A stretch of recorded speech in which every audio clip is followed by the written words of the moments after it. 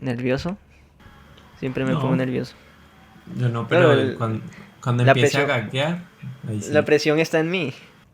Muy buenas a todos y todas, muchísimas gracias por darle clic a este segundo episodio de Faceta Humana, un espacio donde tanto yo como las personas que quieran pueden expresar sus pensamientos, sus ideas, sus pasiones, sus anécdotas desde el corazón, desde una faceta humana como tal.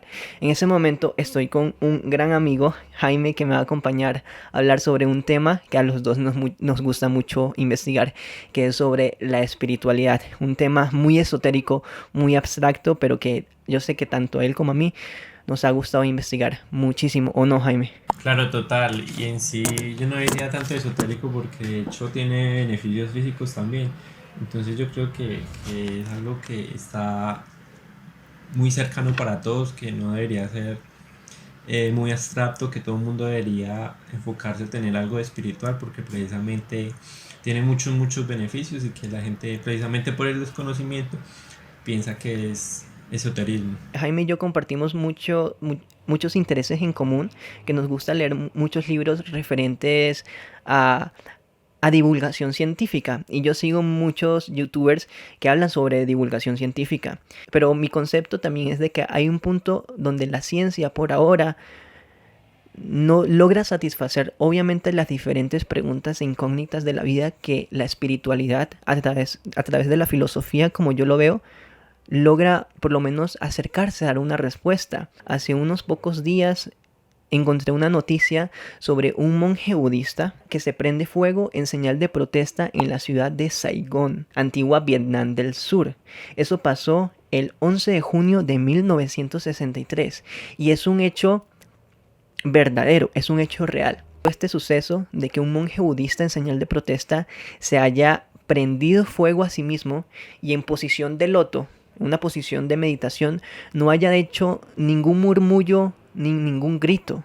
A pesar de que se estaba incendiando, esta persona no expresó ningún sentimiento de dolor. Hay cosas tan impresionantes como esa que desafían tanto la ciencia. No, y lo más curioso es que el corazón quedó intacto, todo se incineró menos el Exacto. corazón.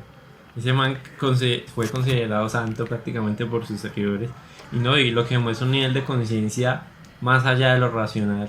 Es algo incomprensible. Total. Por ejemplo, quiero hablar de nuestro primer acercamiento, Jaime, nuestro primer acercamiento a la espiritualidad.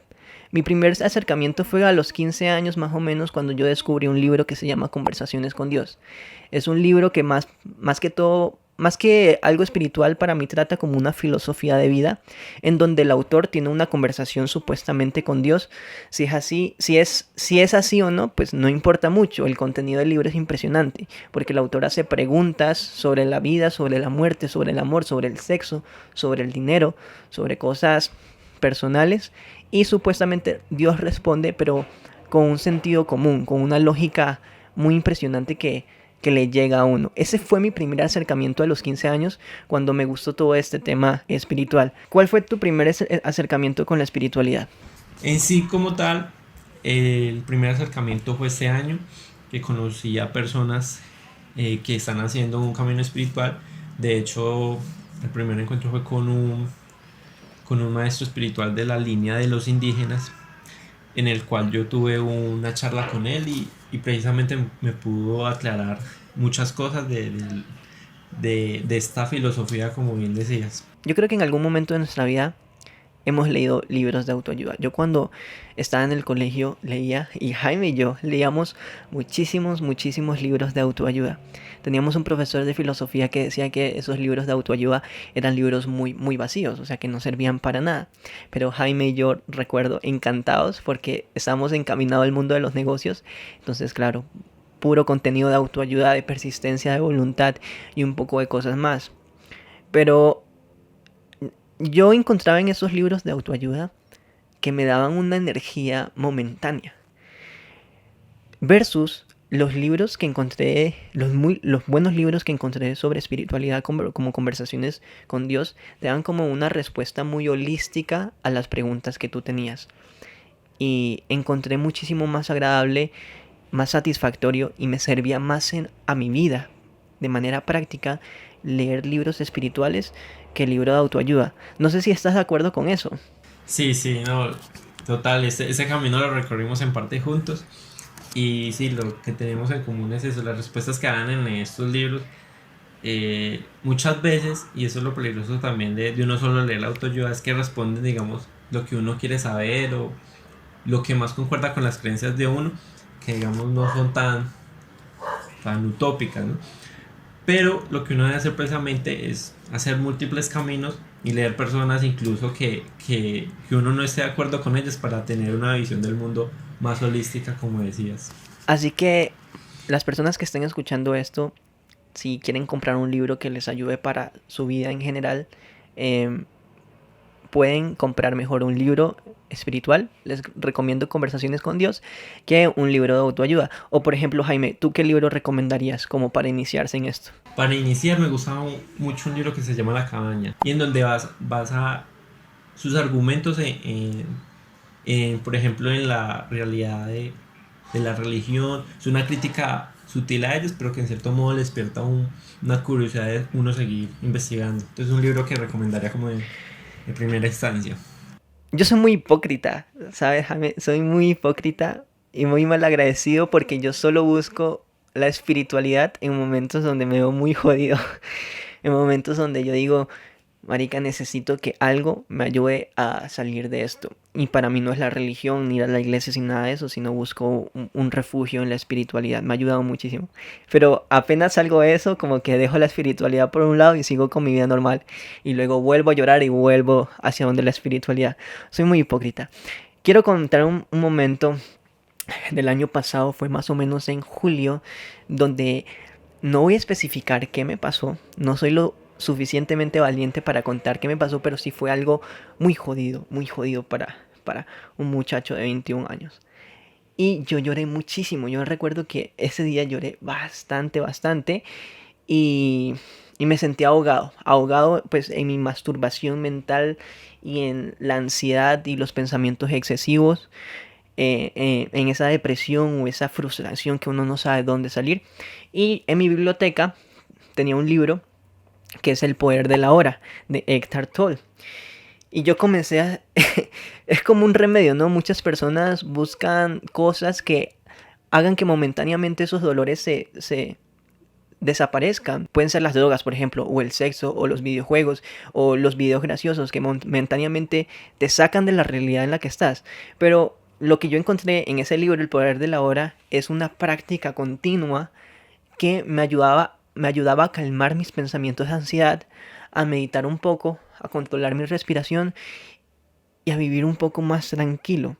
No sé si has tenido momentos de crisis en donde hayas acudido a la espiritualidad, Jaime. Precisamente eso pasa cuando uno no recurre a mecanismos de ayuda, por ejemplo, como la espiritualidad, como la meditación, como la yoga, como el ejercicio, que tarde o temprano genera, digamos, lo que los hindúes decían que educa es precisamente eso, cansancio mental que tarde o temprano las personas de hacer lo mismo y ser tan razonables, termina cansando a las personas y ahí es donde llegan los malestares de este siglo, que es por ejemplo la depresión, la ansiedad y todas estas enfermedades crónicas que si no se hace algo a tiempo pueden perjudicarnos muy seriamente. A los más escépticos sobre este tema les recomiendo un libro que se llama El monje y el filósofo.